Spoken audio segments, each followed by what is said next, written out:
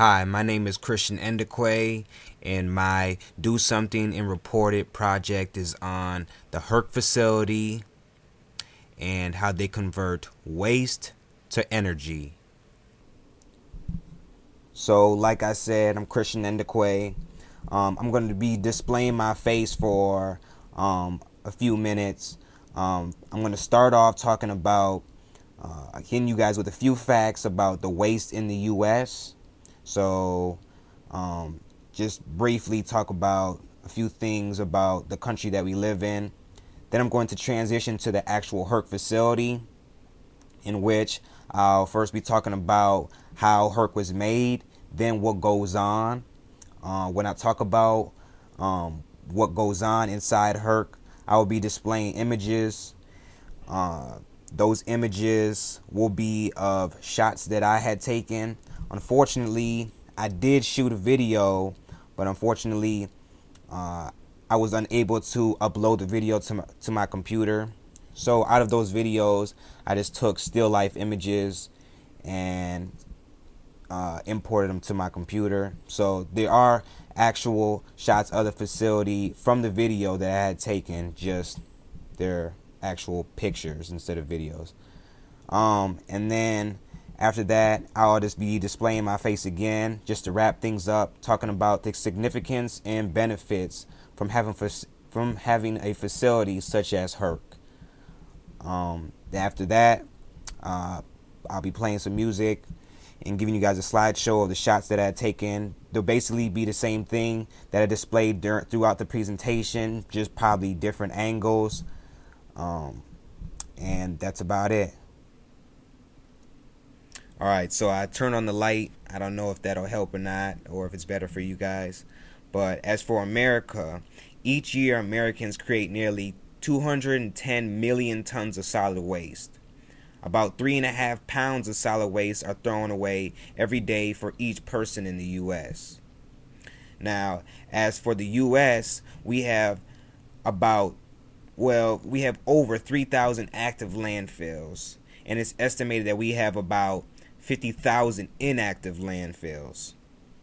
The consumption habits of our modern consumer lifestyles are causing a problem not only for the country, but for the world, because we are overfilling our landfill capacities. So it gets to the point where we are exporting the trash to third world countries. And so it's not just a problem within the U.S., it's a problem throughout the world in which we're creating. So some alternative energy companies are developing new ways to recycle the waste to generate the electricity, which is when HERC comes into place.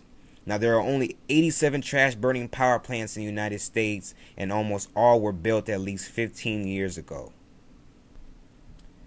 So in 1980, the state passed the Waste Management Act to protect land, air, water, other natural resources, and to protect us with public health.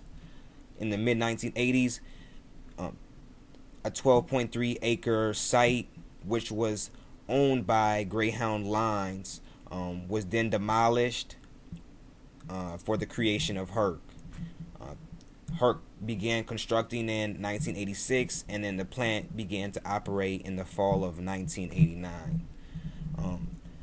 Furthermore, talking about visuals now, moving on to what goes on inside HERC, I thought the best way to explain it was to have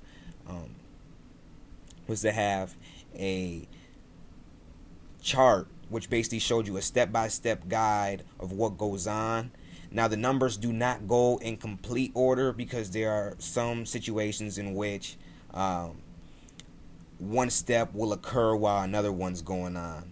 But you'll basically get and understand what the whole process is of what goes on inside the HERC facility.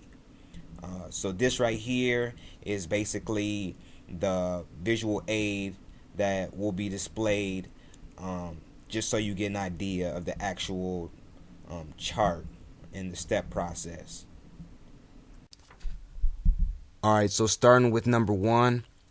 And number one is the first step in which the waste is actually brought into the facility. Now, my tour guide, he had explained to me that about 200 trucks come in daily to drop off their trash. Another thing that has been worked out between the trunk companies as well is that one truck may collect the trash and bring it to a different facility. There, that truck will leave its trash, most likely in a container that can be carried by the semi, like the one that's on the back of this semi in this photograph. And then the container will be taken by another semi truck and brought to HERC. This way, the companies can save gas cost, because it will be split between the two. Number 2 is the transferring of the waste to the combustion chamber. This is a look at the actual claw that picks up the trash, and then here is an actual look from the control tower. So the operator told me that he usually can't grab the trash and just chuck it through to go on its way to the combustion chamber. He actually has to pick it up and then drop it to loosen the contents so that it's not too dense. And so the claw operator will repeatedly pick up the trash and then drop it to make sure that it's the right consistency as it gets thrown into the combustion chamber. As well, there are things that aren't supposed to be in the trash, such as vacuums and couches. They're just not supposed to be thrown in the trash altogether, and they somehow got through. The operator picks them out and disposes them to the side where they get handled and are later disposed to the landfills. Number 3 is the actual burning process of the waste. 365,000 tons are burnt at HERC. I got a picture here. I apologize for not being that good of a picture, but I took it looking through the small window of the combustion chamber. This small window is used to inspect how the trash is burning. I will talk a little bit more about this later. As well, this actual burning process heats and then boils water that then leads to numbers 4 and 5. 4 and 5 is when the steam created from the combustion chamber is then fed into the turbine, which then generates the electricity. This is a photo right here of the turbine and the generator. The turbine is on the left and the generator is on the right. Now in number 6, that's when the electricity is distributed to households and businesses.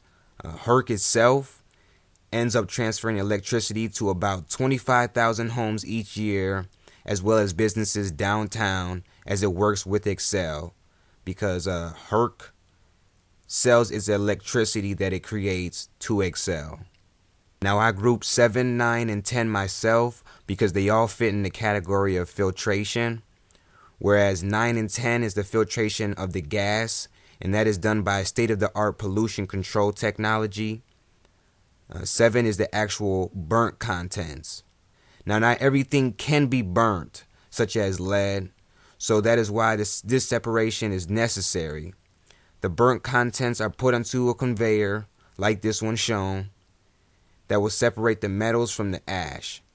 The conveyor shakes, creating something like a sift, just like a household cooking equipment, in which the ash falls to the bottom through tiny holes and anything else stays on top or stays on the conveyor. All that other stuff that stays on top gets thrown outside to a spot like this, and all the ash itself is carried to another room like the one in this picture shown. They call this mixed ash at the facility. 8 is the transferring of the ash and the metal. The ash that was seen in that one room piled up is sent to a monofill, which is basically just a landfill that is specifically for ash. And the tour guide told me that the nearest place for this ash to be sent is Rosemount. And as for the metal, that is sent to its own landfill as well. Number 11, I really can't consider it the last step because it's basically occurs over everything. It is the monitoring system. I walked myself into a room where this lady, she was basically the overseer of the whole facility. She monitored the trucks as they came in. She monitored the trucks as they went out. She was retrieving all data such as the belt speed and the amount of electricity that was generated, all sorts of things. And this is what I was telling you about earlier when I was talking about the burning of the waste and looking through the window. Basically, someone looks through that window in the combustion chamber and notifies her if there needs to be an increase in the oxygen content in the chamber. Therefore, that would create a bigger flame if there was more waste in the chamber than expected, as well as decreasing the amount of oxygen if there is less waste than expected. Also, she has control of how fast the belts move so that there isn't any wasted energy. If so to say, there is a low amount of waste being put through to go to the combustion chamber, she'll slow down the belt, conserving energy. This wall of light displayed right here displays how much electricity the facility is making currently, and then how much of that is being exported. These amounts are not the same because the facility uses the electricity it makes to run the facility as well. All right, so that was just basically a tour of the facility. I'm gonna wrap it up now. Just talk about how we can benefit from a facility such as HERC, because processing 1 ton of waste at HERC prevents the release of 1 ton of greenhouse gas emissions. So HERC opened in the fall of 1989, so you can round that to the year 1990. Processing the waste at HERC has prevented the release of 3 million tons of carbon dioxide emissions from 1990. Just one. That's only from one facility. Just think about that. One facility. Okay, now the waste processed at HERC has saved about 7.8 million cubic yards of landfill space. And it does that because burning the garbage to generate the electricity reduces the volume of the waste by 90% and the weight by 75%. So it decreases the amount by a whole bunch. Instead of us just throwing our waste straight into the landfill, it breaks it down into something smaller. And that's just 7.8 million cubic yards of landfill space just from HERC.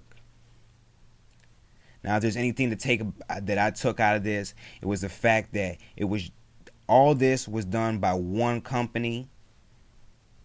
And just think about how the world can change based off the amount of carbon dioxide emissions that we can prevent, based off of how much landfill space that we can save if we added more of these facilities. And the thing about it is, a facility like this can be built anywhere. It should be built anywhere. And it can be built anywhere because HERC is a facility in which is downtown, right next to Target Field, in which they play Twins games. And I didn't even know that till I did the actual tour at the facility.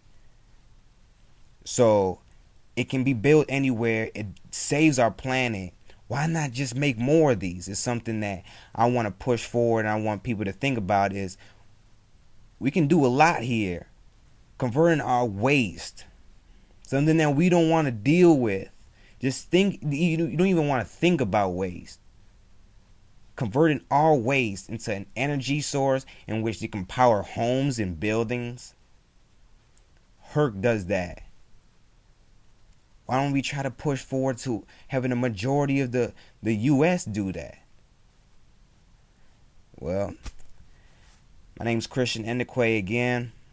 I'd like to thank y'all for tuning in. That's the end of my project. There was a slideshow after. You guys can watch view a few photos, but that's it for the actual presentation. Thanks again. We are